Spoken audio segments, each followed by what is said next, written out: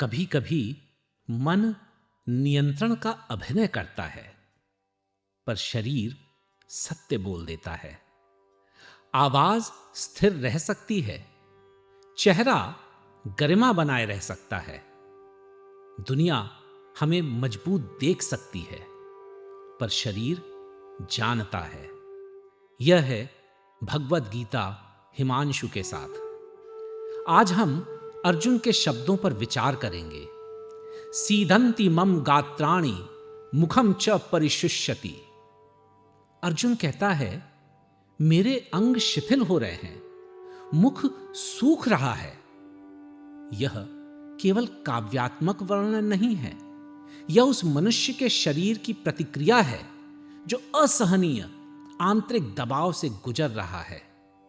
यह चिंता है, यह तनाव है, यह वह क्षण है जब भावनात्मक द्वंद्व शारीरिक अनुभव बन जाता है। और अद्भुत बात यह है कि अर्जुन इसे छिपाता नहीं।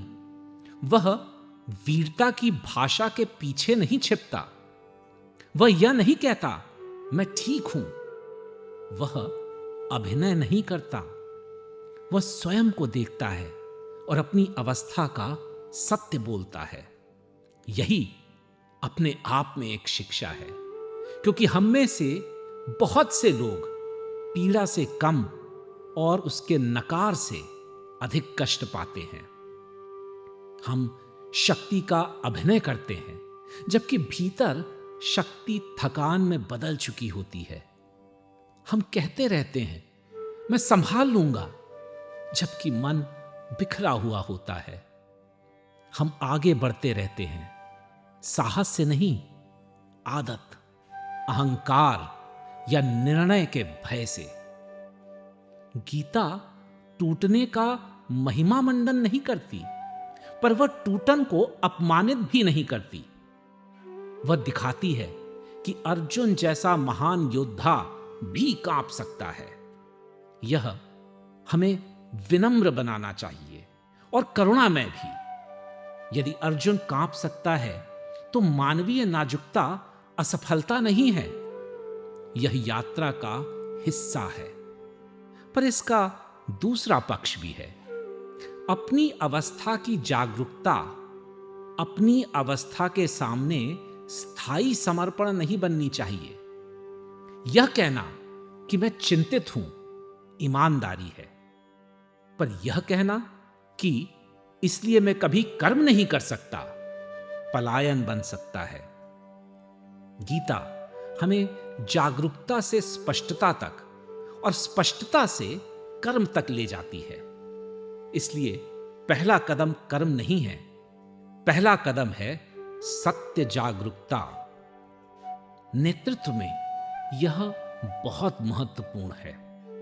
जो लीडर अपनी आंतरिक शक्ति को नहीं पढ़ सकते, वह बाहरी परिस्थिति को भी गलत पढ़ सकते हैं। जो शिक्षक भीतर से चिड़चिड़ा है, वह अधीरता को अनुशासन समझ सकता है। जो माता पिता भयभीत हैं, वो नियंत्रण को देखभाल समझ सकते हैं। जो प्रशासक असुरक्षित है, वह अधिकार को नेतृत्व समझ सकता है। इसलिए कर्म से पहले अवलोकन आवश्यक है। मेरे भीतर क्या चल रहा है? भय, क्रोध, मोह, थकान, अहंकार या कर्तव्य? शरीर अक्सर पहला संकेत देता है। मुख सूखना, जबड़ा कसना, मन का बेचैन होना, सीने में भारीपन, नींद का ना आना, यह केवल असुविधाएं नहीं हैं, ये संदेश हैं। ये हमें रुकने को कहते हैं, छोड़ने को नहीं, रुकने को। इस श्लोक का पाठ सरल है पर गहरा है। अपने शरीर की बात को अनसुना मत कीजिए, पर शारीरिक असुविधा को धर्म पर अंतिम अधिकार मत दीजिए। शरीर को सुनिए, मन को शांत कीजिए, स्पष्टता खोजिए, फिर कर्म कीजिए। अर्जुन का कांपना अर्थपूर्ण बनता है क्योंकि वह उसे जिज्ञासा तक ले जाता है। हमारी बेचैनी भी जिज्ञासा बने, हमारी चिंता जागरूकता बने, हमारी जागरूकता ज्ञान बने। यह है भगवत गीता हिमांशु के साथ। रुकिए, सोचिए और स्वयं से पूछिए, मेरा शरीर क्या कह रहा है जिसे मेरा अहंकार सुनना नहीं चाहता?